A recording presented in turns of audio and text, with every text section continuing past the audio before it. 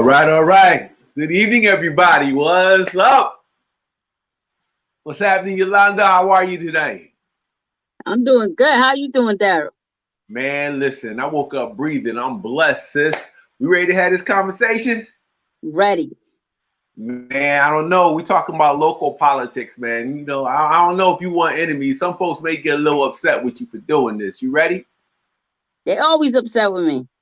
You know you love it when people love you, man. You know you never cause I drama. know it. That's the way I see the love. When they when they disagree with me and share my post and talk about me, that's when I know they love me. Listen, at least you ain't saying go out there and grab the rifles, man. Well, I can't say I don't agree. Or Yo, for everybody's tuning in right now, this is called The Breakdown. Yolanda Cancel, D.Moss. So we're going to be here as often as we can. We have our other brother from another mother. His name is City Councilor Orlando Ramos / State Representative-elect Orlando Ramos coming on with us. So we're going to talk about some city matters. Every week, we're going to try and get out here and talk about what's happening with the local community because local government is everything. A lot of people sleep on it, but it's local governments that make real decisions that impact our lives. And they're often available to average citizens. City council meetings are open to the public, except public commentary. The councilman, councilwoman will often lend an ear to concerned citizens, even when they don't agree with us. That's their job. And when they don't do what they're supposed to do, it's much easier and infinitely more beneficial to one's local community to oust a city council mayor, a councilman, or a bad mayor than to get rid of a state rep or a senator. Bottom line, it's about accountability. With this show here, we want to talk about what folks are doing good, what they're doing bad, and when they're somewhere in the middle. Now, City Councilor Orlando Ramos has been my city councilor since he first entered office. I know I walked streets for him, pounded on doors for him. That's my dude. But this is the city of Springfield, so there's a whole lot more than just, one councilor. So we want to make sure everybody is aware of that. So we're going to talk about how local politics affects our everyday's life. If you're not happy with the city's bus system, you call the mayor's office. Worried about potholes, annoyed that your backyard keeps being flooded when it rains. All these issues are handled by local government governing officials. And depending on how your city or local charter is written, the issues may be handled by your city council or by another local governing body. The details managed by these folks can really pile up, especially if you live in a poor locality. Often, if you don't bring the issues up to them, they'll probably never know. Second reason, folks elected to local positions in our cities and towns act as our first line of government.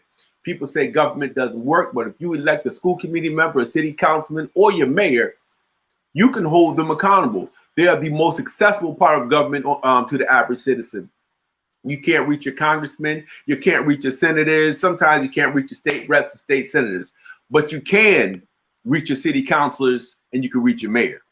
Third reason why local government is critically important from a historical perspective, participation in local politics can prevent tyranny. In America, we believe in democracy and representative republic.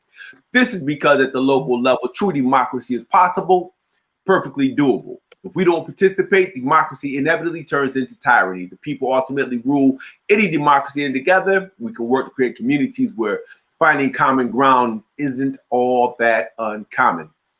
4, if and when your local system is hijacked by those who are considerably richer than the average citizen, your local government's charter is written with safeguards to allow the people to change the laws. Even when the functions of government simply by exercising your right to petition, right to vote, and the right to freedom of speech. Perfect example, when our city council was dominated by folks who came from a specific ward 7A and 7B, everybody was rich and white and male. Folks like Talbot Swan, Arise for Social Justice, Neighbor to Neighbor, and a few other groups hit the streets pounding, running. And I tell you, we have ward representation to ensure that there is balance. Balance is always critical and it's key. Don't let nobody fool you. Anybody can run for office. You just need to have a vision and the ability, as they said back in the day, to move the crowd. If you can't move the crowd, you have no business touching the microphone. Number 5, local politics and local issues often set the precedent for political moves on the state and national level.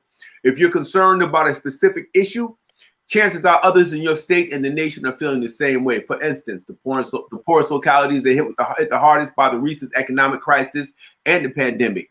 Still, many of those towns and cities rally to create new industry and affect change on the local level to solve their problems. We have the capacity to change our destiny on the local level. If we're impacted by folks who ain't about ish, then we have responsibility to move them. 155,000 plus or minus.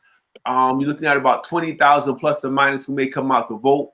We have the numbers to move anybody out of office. We just have to work together, remove those walls. So on the breakdown, we're going to talk about all of that.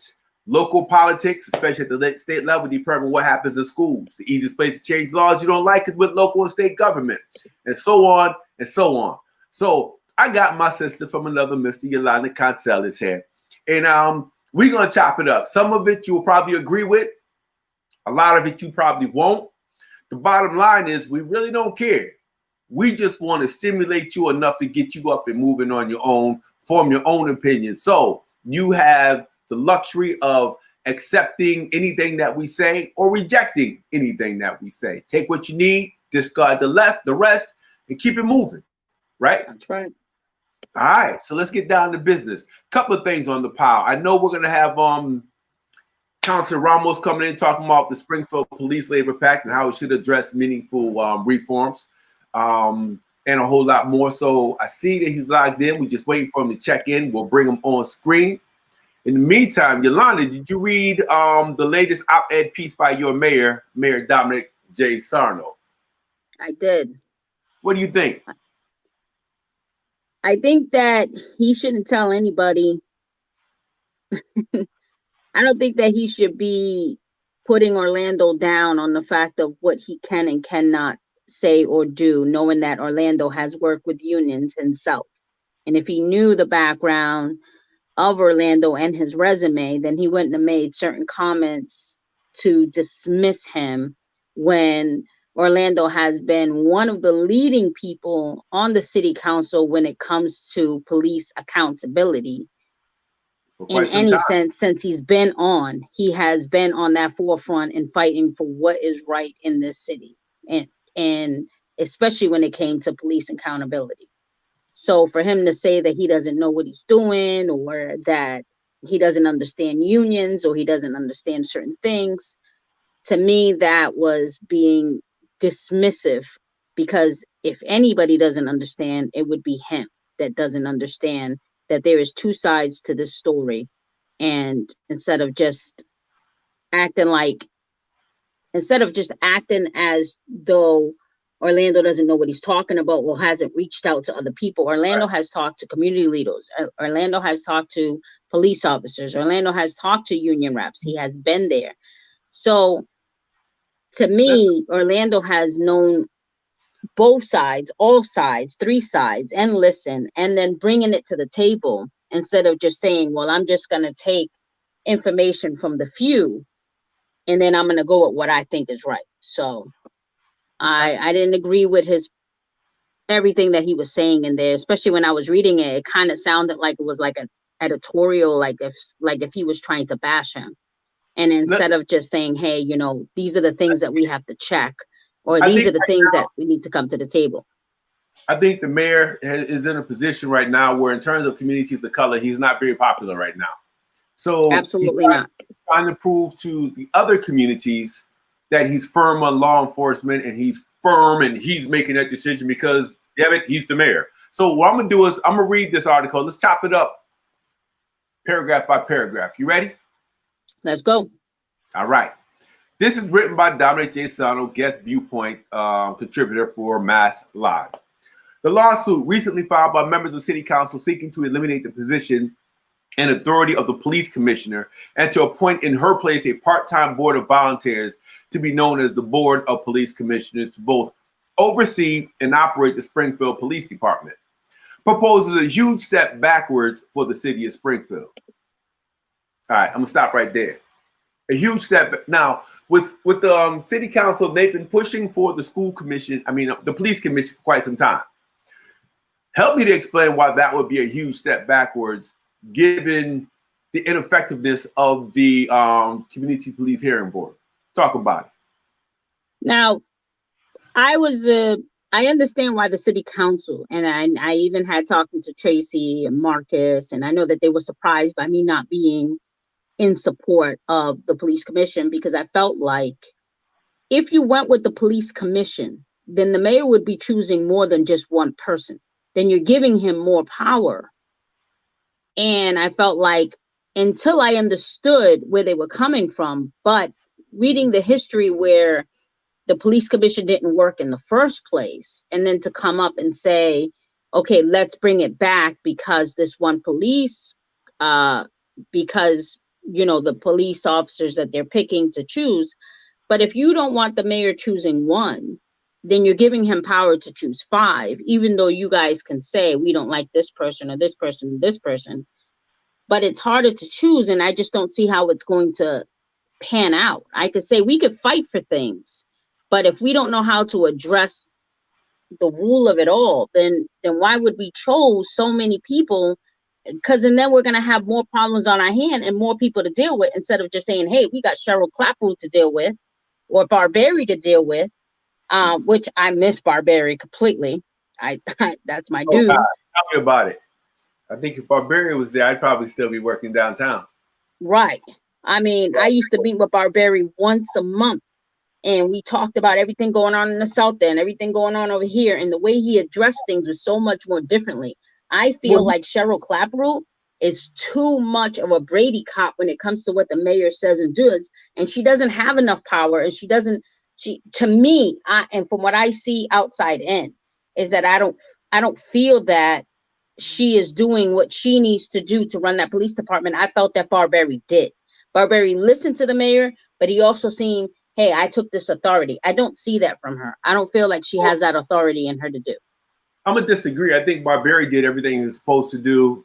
He ran the department. He had kinks like any department would, especially when you're dealing with an up south police department. I think he did what he was supposed to do, and he also built bridges throughout the city. Yeah. Barberi. I think Fitchett even built more bridges throughout the city than the current commissioner. She doesn't have good relationships with folks who are down, who work for city, or Black and Latino and work for City Hall. Let's just throw that out. So I think she's one of those Bull Connors type of commissioners. Her stance on Nathan Bill, she really didn't see nothing wrong. She told some of us we need to be more concerned about the rising crime amongst young Black people in the square than we should be concerned about Nathan Bill. Problem. When the mural was destroyed, her response, haven't we done enough for those people? Dude, that's like language out of the 60s. So I think you definitely need to put, there needs to be some type of mechanism in place to hold your police commissioner accountable. Anywhere Dominic goes, Dominic makes sure that everybody knows he's pro law enforcement. Doesn't matter what happens, doesn't matter who does what. It's all about law enforcement. Not saying that, even though publicly go ahead. Even though publicly he's been smacked in his face by his own officers. That even the day that he says, hey, you know, my officer's this and this and that. Well, your officer just kicked a Latino kid in the face, and it took for a Wilbraham cop to report. A Wilbraham cop to report him. Isn't it crazy? Typically, you'd be afraid to leave, you know, when you step outside the Springfield lines, you'd be nervous that I'd be more concerned about Wilbraham, Palmer, Ware.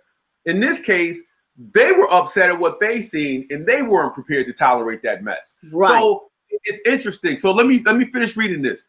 He says that the lawsuit will be resolved by the courts, and I'm confident they will be rejected. But the fact that it is being seriously pursued leads me to comment on what would be extraordinary and negative implications for our city.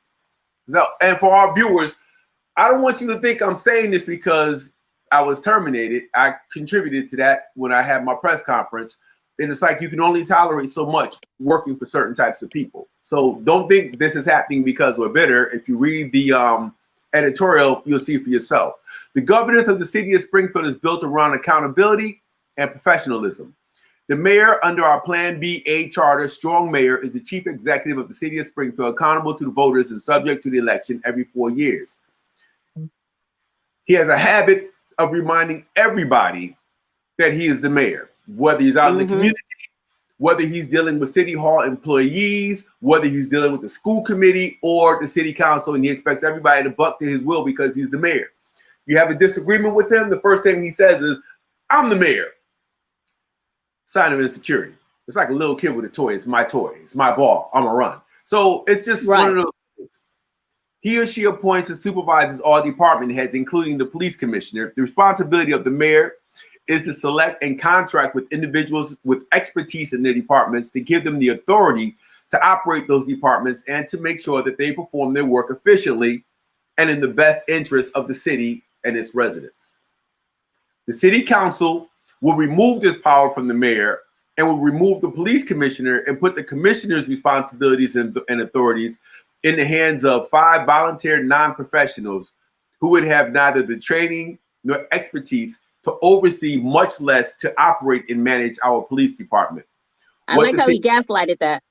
Go ahead, talk about it. He gaslighted that. Why would he just assume that the city council would pick unprofessional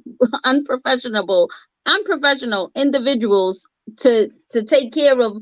Of course, the city council is going to make sure whoever they put in a position to either hire, fire, discipline is going to know that.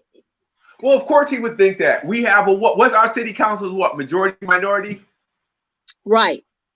So he gaslighted that one. He's gonna make the assumption that anybody that those councils bring in is unprofessional, unqualified, and not in a position to oversee anything. Now, when he was on the city council and they had a police commission, he had no issues with appointing and finding individuals to sit on the police commission. Now, he would also have to stay in the current police commission. So what is he saying about himself and his ability to find people who are professional enough to handle this position? So it's interesting. Absolutely. Because when Orlando did that, where he picked everyone from a ward, each person was professional. He didn't just pick a board of all Black or all Latino. There was everybody on there. A person from Ward 2, myself, Janae McDonald, Kelly Moriarty Finn, everybody from every background, from everywhere. He put them all on the team so we could go to each ward and make sure that we are hearing from individuals. Everything was professional. When we addressed it so professional. For him to even think, I'm just going to keep it. I'm going to keep it G. There's more. Under our existing system in Springfield, the police commissioner is chosen based upon training and expertise. Hold up. Under our existing system in Springfield, the police commissioner is chosen based upon training and expertise. In selecting our police commissioner under our current system, we have the freedom to hire the best person available in the country. The work of our police department is complicated and sensitive, and we need the freedom to hire the best person available to lead it. As the city council would have it, this would no longer be the case. The best candidate might be a homegrown applicant, but under our current system, the pool of eligible candidates is not limited, and in-house candidates must compete with a broader range of prospective leaders from throughout the country. The system that would be enacted by the city council burdened the city for many years before the Finance Control Board wisely eliminated it at a very difficult time in our city's history. Since that time, we have operated under a modern system of having a professional police commissioner responsible for the operation of the police department and reporting directly to the mayor. The Board of Police Commissioners proposed by the City Council would have the appointment, management, and control of the members and employees of the police department. This would mean that 5 unelected persons who have terms of 1 to 3 years would make and enforce all the rules regarding to the police department. 1 highly trained, accountable professional would be replaced by 5 persons who would certainly try to do the right thing, but would not have the expertise to do it. The Board of Police Commissioners would have the power to approve or disapprove the budget, as well as hiring, promoting, and firing. They would also establish rules and regulations regarding the operation of the police department. Police chiefs in the past were hindered as leaders under this antiquated format. There is a role for civilian involvement, and for that reason, our city has very culturally diverse community.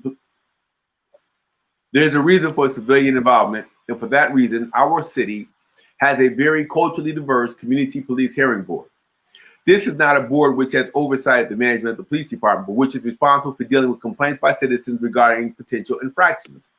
I have used my best efforts to convince the city council to extend subpoena powers to this board, to no avail.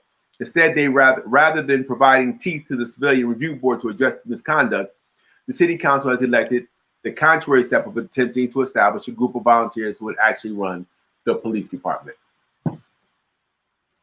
My thing is, I'm listening. If I am mayor, yeah, the last person I would have hired would have been Cheryl Clapper. Under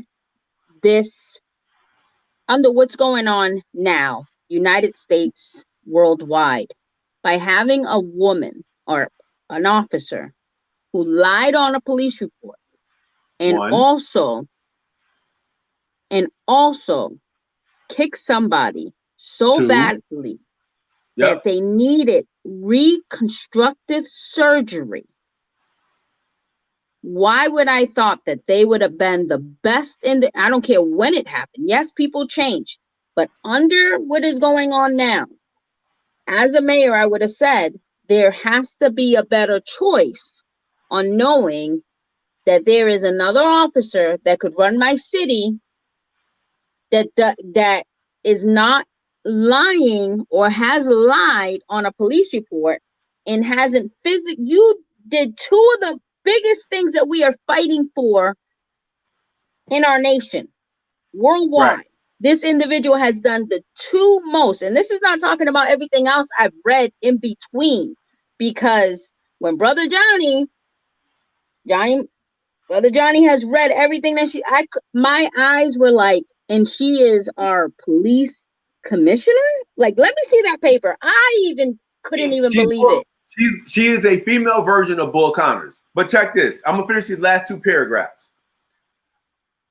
Our city is a politically active,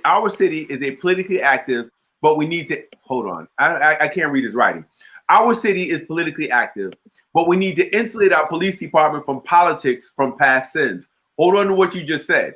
Nepotism, favoritism, and civilian intrusion into the professional management of the police department. I am proud to say that we are on the correct path.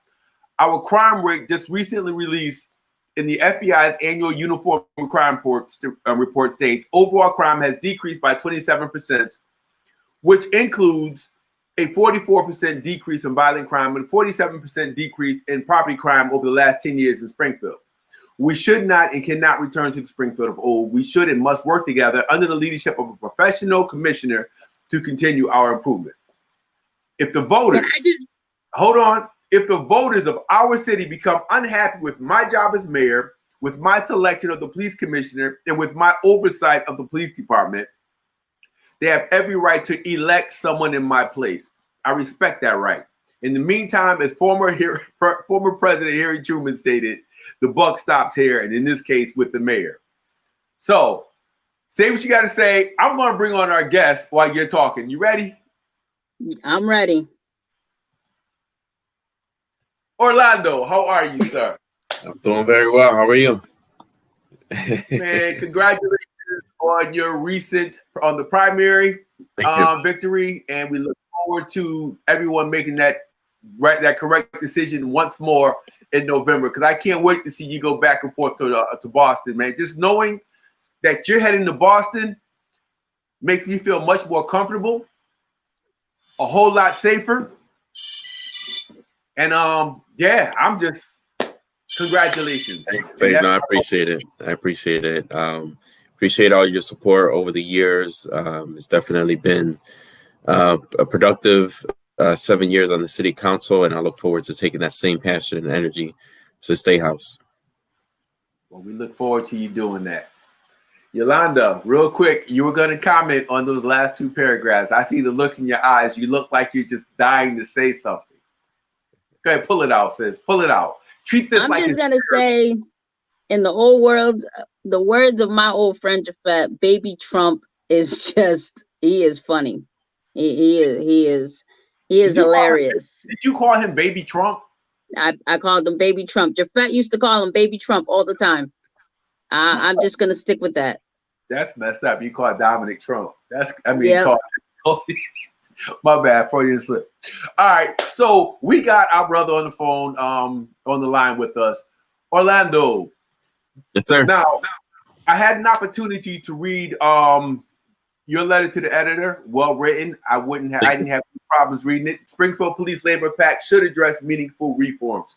You want to talk about that? I know you had some things you want to talk about. I just want to hit that real quick, or is that part of it? Oh, it's part of it. It's absolutely part of it. Okay, so the camera, the mic, everything is all yours.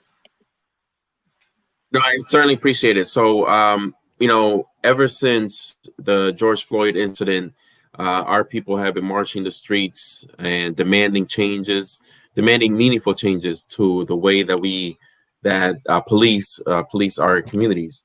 And what people don't realize is that what we have in front of us now with this proposed contract is exactly why we march. When we talk about making meaningful reform and demanding that municipalities and states stop passing legislation that protects officers who commit crimes, this is exactly what we're referring to. And did you say you read the op-ed? Yes, I did. Okay, good. So yeah, it's basically a statute of limitations. The Police Supervisors Union have a statute of limitations in their contract for people to file civilian complaints against their department. In other words, yeah. Can I do this? Let me just read this really quickly for our viewers, just in case they didn't read it. I read it personally, but I just want to make sure everybody knows exactly what we're talking about. Is that okay? Yep, absolutely. All right. On October 5th, the Springfield City Council was presented with the collective bargaining agreement between the city and Springfield Police Supervisors Association. The council voted to send the item to the Public Safety Committee for further discussion, primarily because of Section 5.02, which reads in part, all interdepartmental charges against a unit member shall be initiated no later than 90 days following the alleged offense. Language which is identical to the patrolman's contract. This provision essentially gives police officers a 90-day statute of limitations for policy violations. I'm going to repeat it. This provision essentially gives police officers a 90-day statute of limitations for policy violations. In other words, if an officer breaks the law and or departmental policy, or he or she is not caught within 90 days, then he or she cannot be disciplined by the department. This section of the collective bargaining agreement was scrutinized by the United States Department of Justice in the most recent report investigating the Springfield Police Department's narcotics unit. More specifically, the report stated that pursuant to the patrol officer and supervisor unions' collective bargaining agreements, the Internal Investigations Unit has a 90-day time frame to finish investigations, which is short when compared to other law enforcement agencies. In their conclusion, the Department of Justice also recommended that the city should address the fact that administrative charges can be dismissed due to timeliness issues. The city and the Police Supervisors Union had the audacity to respond to this by merely proposing an additional 30 days. To put this into context, according to State General Laws, Chapter 260, Section 4, the statute of limitations for injury to a person is 3 years.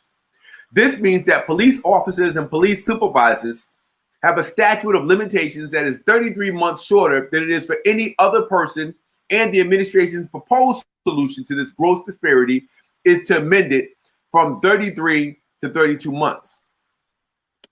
Police Commissioner Cheryl Clapprood authored an op-ed, you had to read it, claiming that the supervisors are astounded the city council was standing in the way of meaningful police reform. If an additional 30 days to this statute of limitations is what the commissioner considers meaningful reform, then she has obviously not been listening to the clamor of those who have been marching our streets and demanding meaningful reform. Meaningful reform means that we stop approving laws and policies that protect police officers who break the law.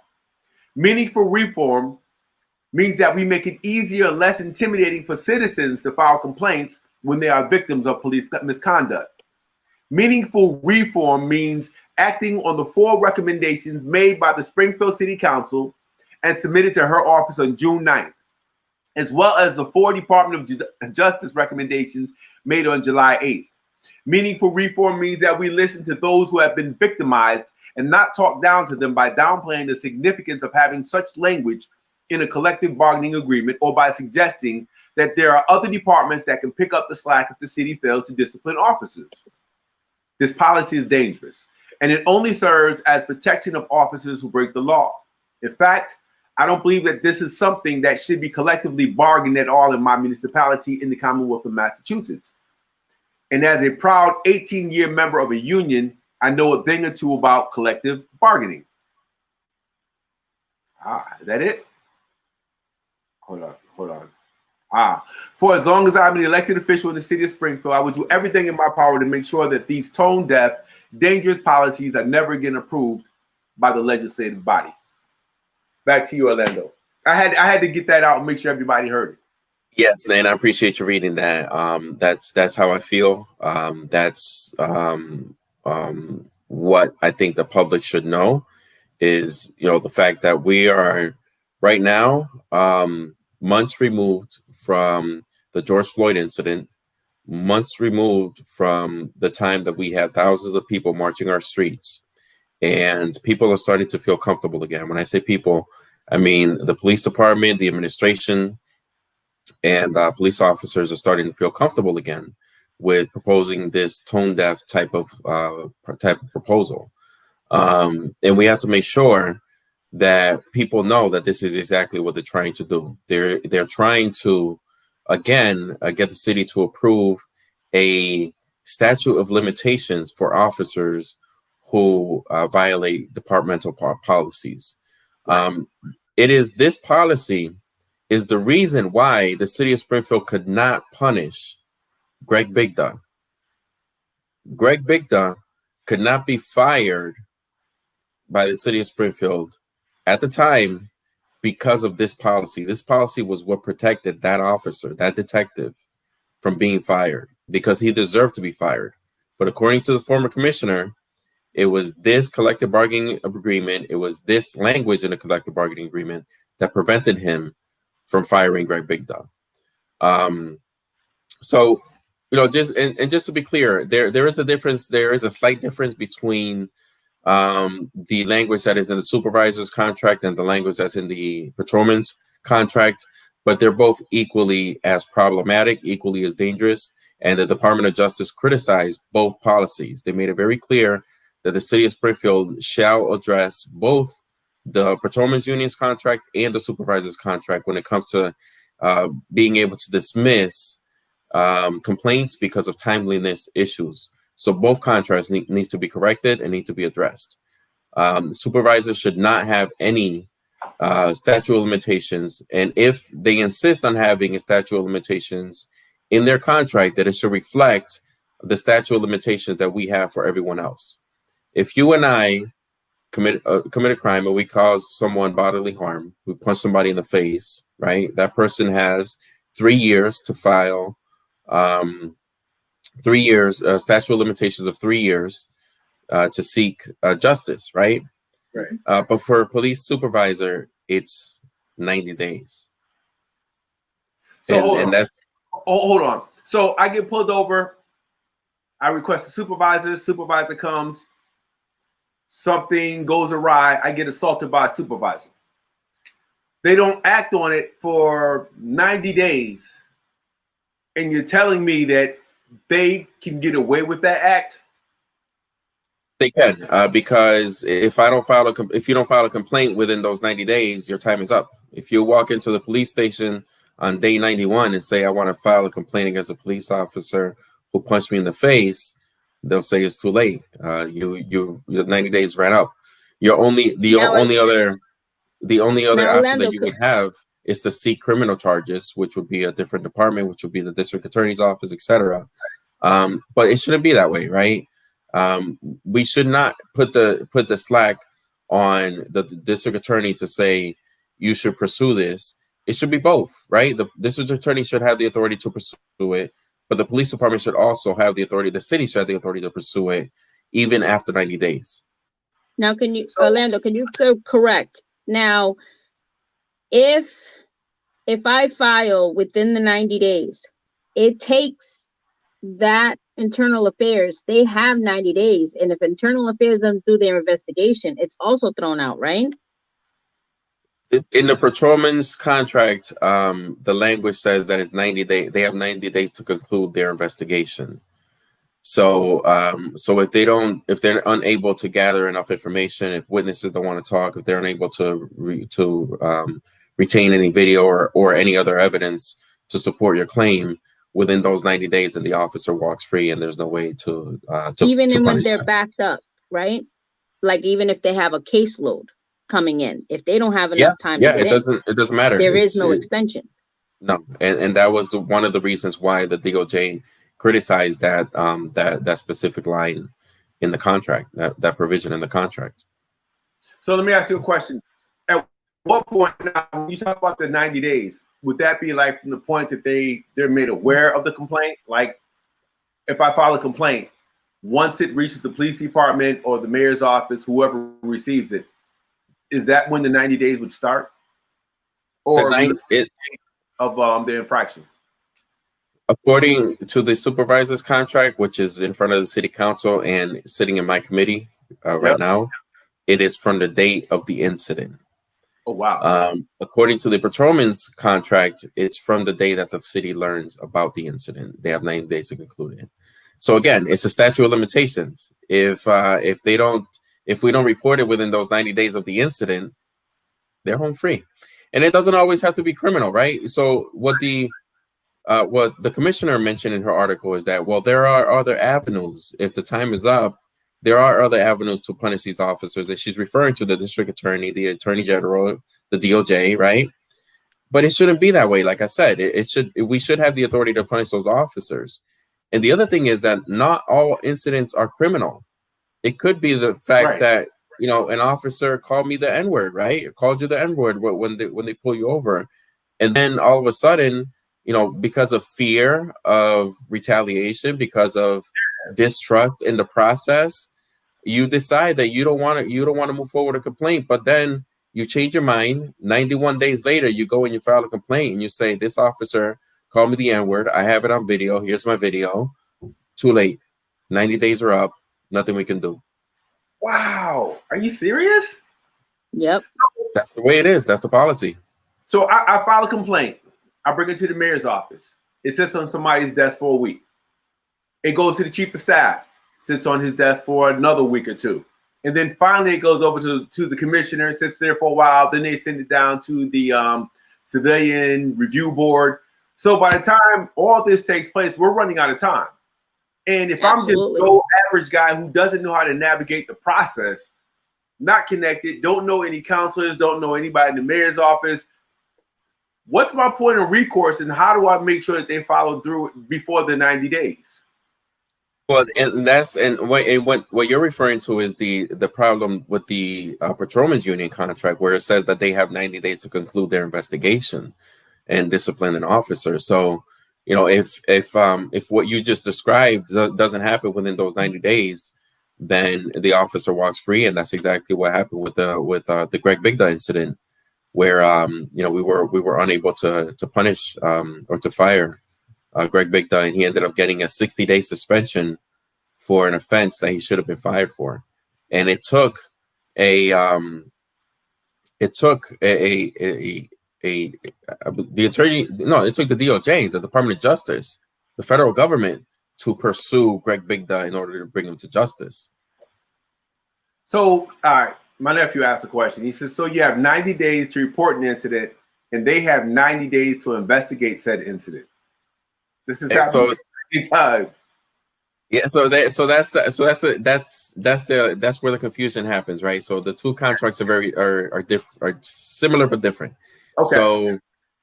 So in the supervisors, they have 90 days from the day that the incident occurs.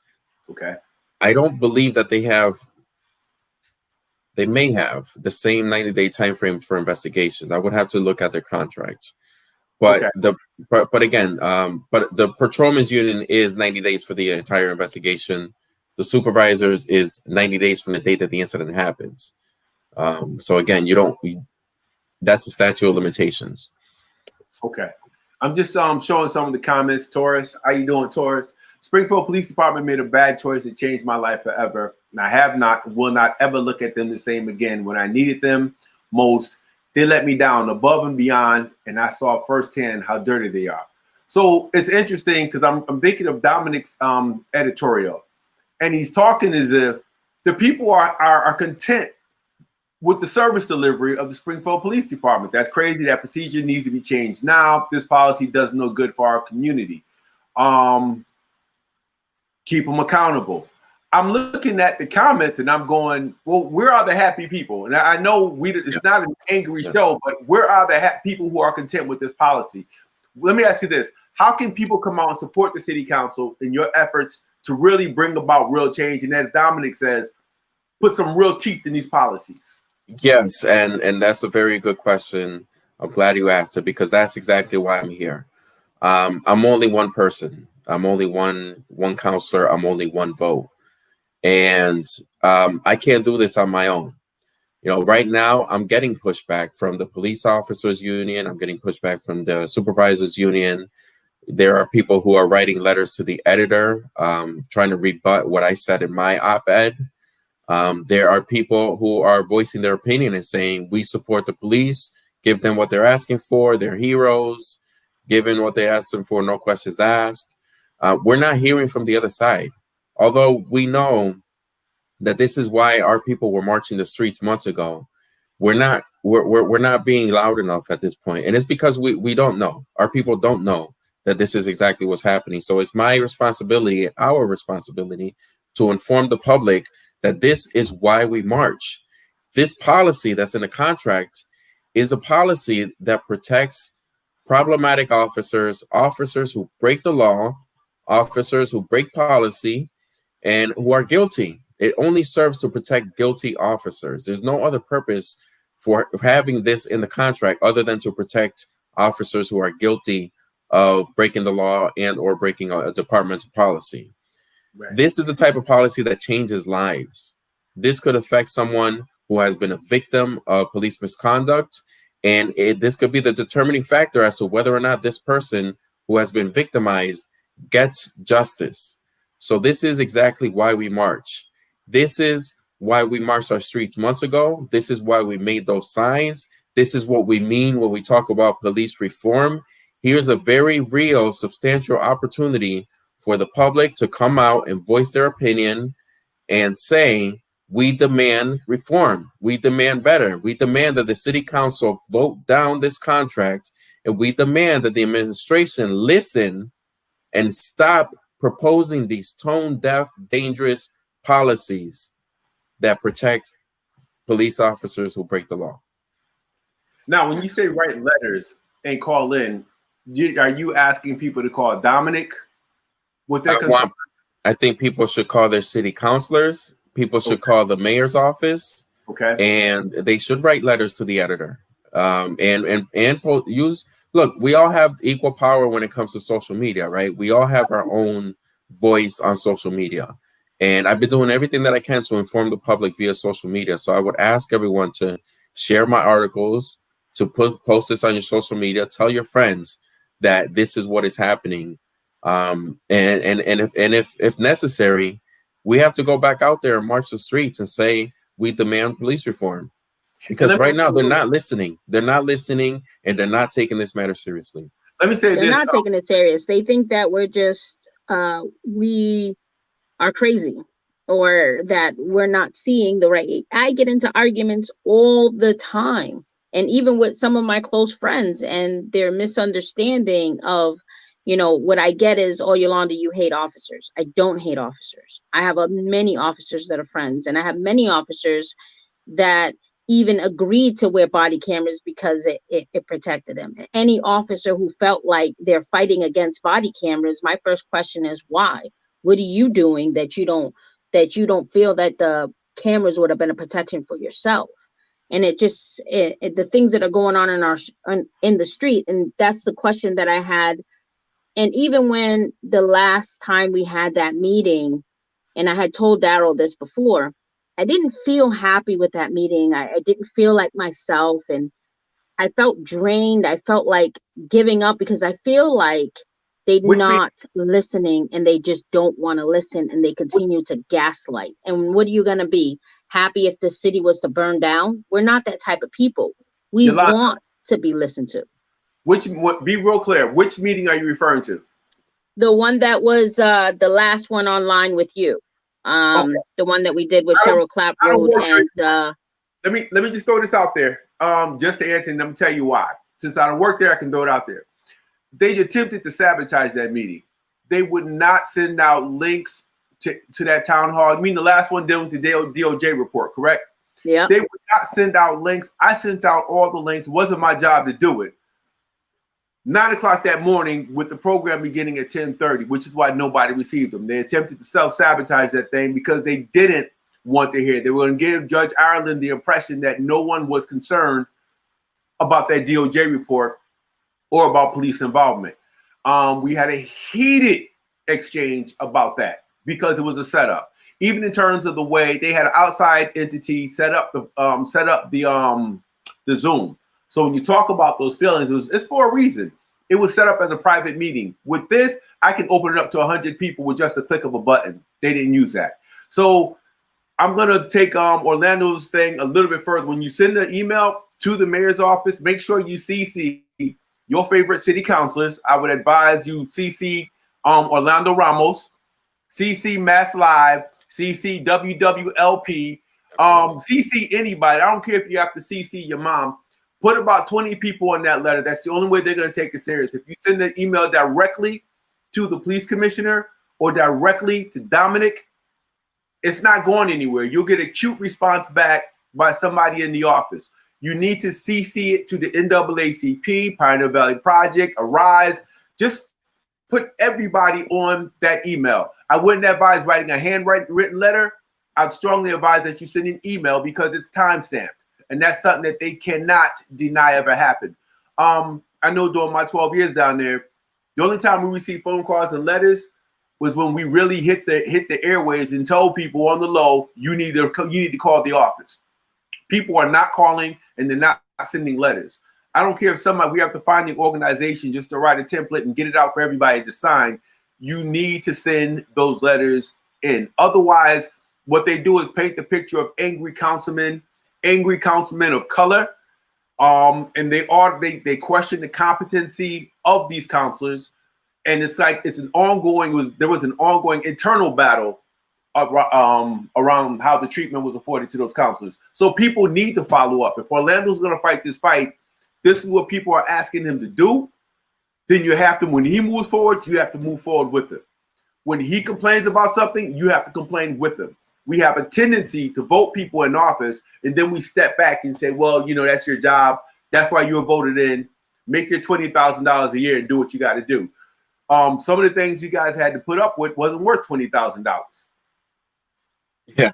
So, No, absolutely. I agree on the pay raise, though. I agree. The city council pay raise. I agree. That's a whole nother story. But yes, absolutely. That's another show. We'll talk about that at the next show. No, definitely need the support of the public on this issue. Like I said, I can't do this alone. I'm already getting a lot of pushback.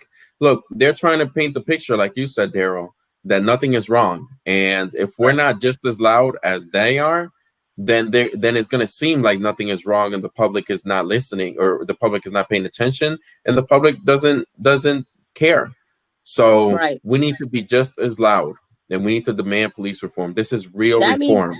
They even try to make, the youngsters out there seem to be, like Tiffany Alicia and her team. And they made them seem like they're crazy and they're just out here just to start trouble instead of just listening to what the community is trying to say and what they are feeling. It's just that they had the guts to go out there and address a certain situation, even have a boom system and a DJ, and took a $160 ticket with them. But it needed to be addressed. They need to hear the community entirely and not make it seem like, we're just crazy or we're just picking a fight or, raise the Blue Lives Matter. Like if we don't have Black and Latino cops, who when they're not in uniform know what it feels like, or knowing what it is to be Black and knows what it is to be Latino when they're not in uniform. So them, by using the Blue Lives Matter sign, like, if to dismiss that we have Black officers or Latino officers. And that, Orlando, I'm with you completely. Thank you. And we have to do this. And I'm happy that you're going to the State House with this same information, because Western Mass, we're always ignored out here anyways. And we need to be heard, because we're not heard. It's mostly either Boston or Worcester, and it's like it stops at Worcester.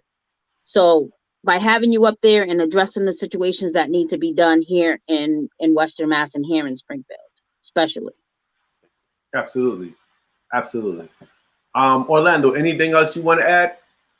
Yeah, just my final thoughts. If this were normal circumstances, the strategy. What they would be doing is they would be packing the city council chamber with 100 men in uniform, 100 men and women in uniform, and they would talk about try to distract us with talking about making this look sort of an anti-cop vote.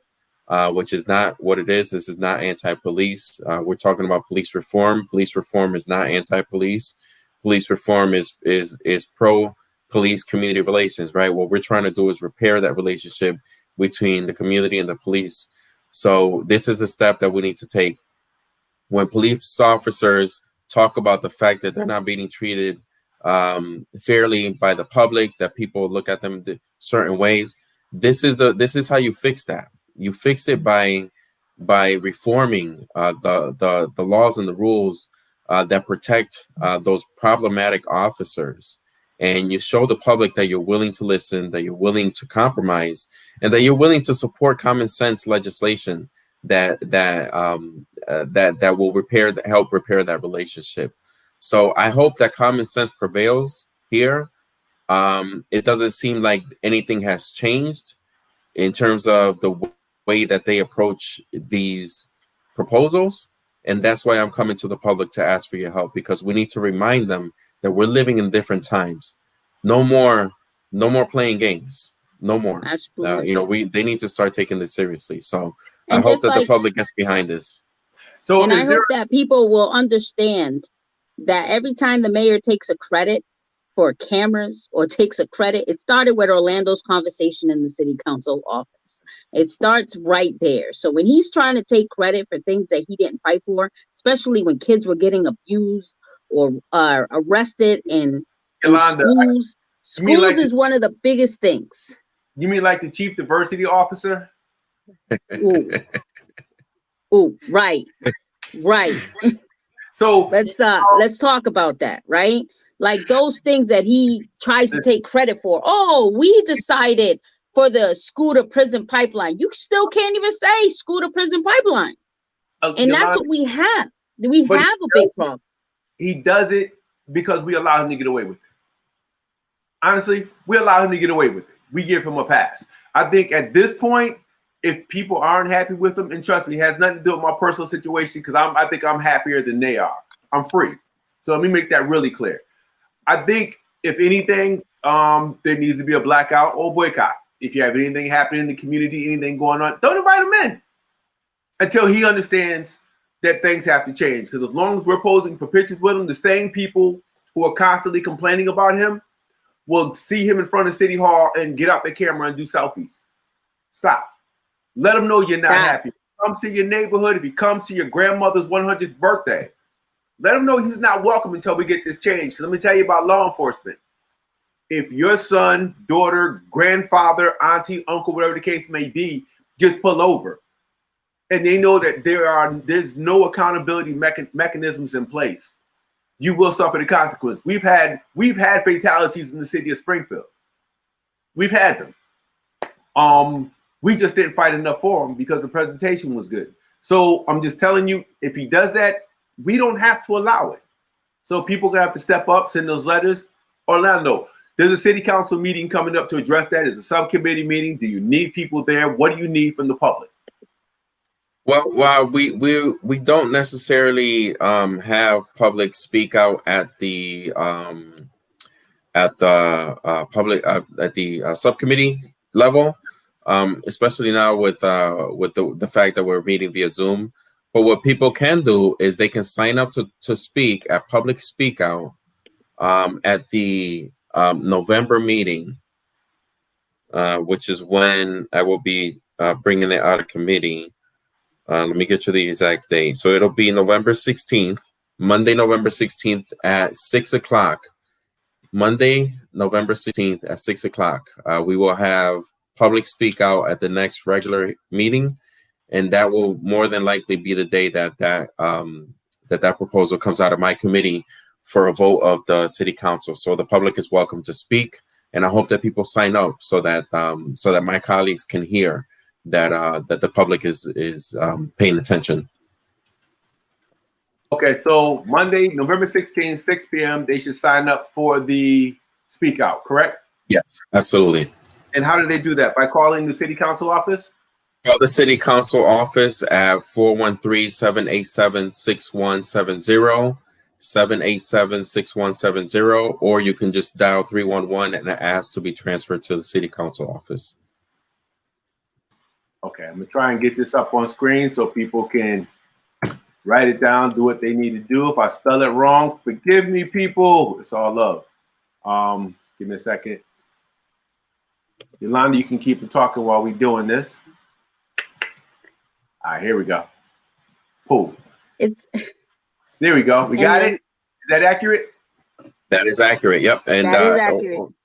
And if anyone, if you have trouble remembering the number, just dial 311 and ask to be transferred to the city council office. If we can get 5-6 people to sign up and speak, that would make a huge difference. Now, what would you like for them to truly speak about? What is the, what would you like to hear from them? Well, I just want to inform them. I want people to know exactly what we're voting on that evening, which is a contract for the supervisors, police supervisors, which has a statute of limitations in it for people to file complaints against those officers. So my job is just to inform the public. If you disagree with that, then I would like you to sign up for public speak out and voice your opinion. If you believe that the city of Springfield that the city council should vote that contract down because of that language, we want to hear it that evening. And I know that there are a lot of people who disagree with that language. So I want you to come out and voice your opinion and tell us why you don't believe that police officers should have a statute of limitations for filing complaints against them. There's a link in the column for those who can see it. Just click the link and you will see Councilor Ramos's op-ed piece to Mass Live. So I think that's critical. Somebody, I think Zaidi Gavan asked if we send, see if I can find it. I meant to post that earlier because I think that's a good question. Zaida asked a question regarding Mass Live. Oh, where is it? Here we go. Do you think that the Republican gets our opinion pieces and doesn't print them? The question is, absolutely. I believe they get them, and I don't believe they print them. I think if they think it will generate sales or clicks or shares, they'll print it. Very rarely do you see. I know a lot of people who submit op-ed pieces and they're not printed. I think I should be having a meeting coming up next week with Mass Live to talk about the big divide between the media and communities of color. My last conversation after the termination, everybody was calling. I refused to meet with the media, so I met with Tiffany Alicia instead. And they wanted to know what the problem was and why I wouldn't meet with white media. The bottom line is the picture they paint of us is always dark, evil, criminalized, or something negative. So if we have our own media, then we can get our own messages out because it's all about narrative. Listening to Councilor Ramos break down what's happening with the police department and listening to what Mass Live typically prints along with everything that the mayor sends out of his office, you would never know that there was a problem. You would not understand that there was, that whole 90-day investigation process. You wouldn't know about that. So we need a media. We need access to our own medium to get this information out. One of the reasons why Yolanda and I talked about this particular format is to make sure that we can bring on the Orlando Ramoses of the world to talk about issues that impact our communities respectively. If they're not going to do it, then we have to put ourselves in a position to make sure that we get it done. So I don't believe that they print our materials. Council, I'm glad they printed yours because when I read it, I was like, oh shit, this is, oh, excuse my language. Oh shoot, this is dope. I was like, this is on point. So I hope you continue to do that because we need that. It's like, if we don't get the information out there, the vast majority of people have no idea that this stuff is happening. And it looks like there's just personality conflicts happening in City Hall when it's much, much deeper. People are really and legitimately fighting for our communities. So with that, we're at the 1 hour mark. Orlando, I know I already said it once. Anything else you want to say, bro? No, that's all. I appreciate you having me on. Thank you for giving me the opportunity to talk about this very important issue. And thanks for what you're doing. Thank you. And Yolanda, Orlando, leave that beautiful dog alone. Stop making it fun of him. Yolanda, anything you want to add before we conclude? No. All I have to say is we are owning our own media right now. Tune in like if you would tune into Mass Live. Tune in like you would turn into Western Mass News. Tune in like you would turn into 22 News. Support our language, what we are speaking about, because we are bringing it. And we're not just taking credits and ribbon cutting and changing street names to Latino names and Black names just to get your vote. We are your people. We are the language. We are the truth. Tune in. All right. Thank you, everybody. We'll see you next Tuesday, 8:30. We'll be here. Counselor, State Rep-elect. Anytime you feel the need to come on, we're here for you. Sounds great. Thank you. Appreciate it. Good night, everybody.